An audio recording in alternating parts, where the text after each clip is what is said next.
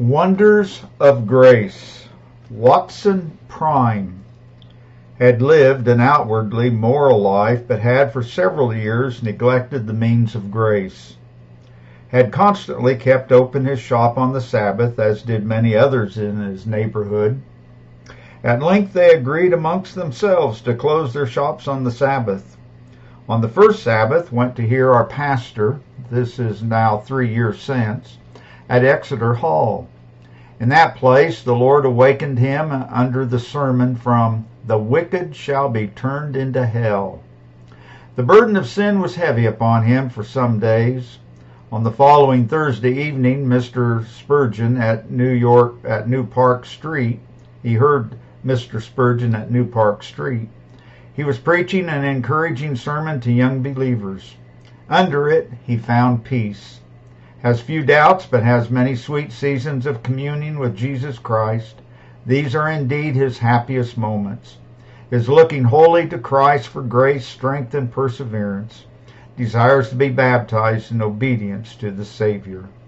Was much pleased with his testimony and gave him a card, signed William Perkins.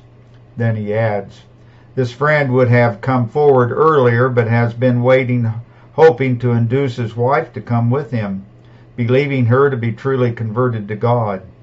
This he has been unable to do at present, but hopes to bring her soon. Henry Oxford. About last April, 12th, went to a friend's house who used to attend our pastor's ministry. His object in going was primarily to show off a new suit of clothes he had got on. This friend, who was a friend indeed, brought him to the Tabernacle, and he felt some relish for the service, but the breaking of the heart was reserved for our brother Richard Weaver. He went a Sunday or two afterwards to the Surrey Theatre and came away crying out like a Philippian jailer, "What shall I do?" This did not last long, for in the beginning of May the truth dawned upon his soul gradually that faith in the work of Christ was the great, the only needful thing, that simply to believe and to trust in what Christ had done was salvation. Ever since he has found Christ precious to him. He has not the least doubt of his conversion.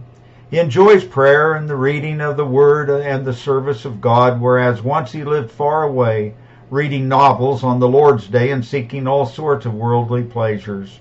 Old things have passed away, all things become new. The sermon on "Lead us not into temptation" was very useful to him. I questioned this young man very closely upon many of the doctrines and found him, for the most part, to have now clear views of truth, and I believe him to be sincere. With pleasure I gave a card, signed Frederick Gross. To God be the glory.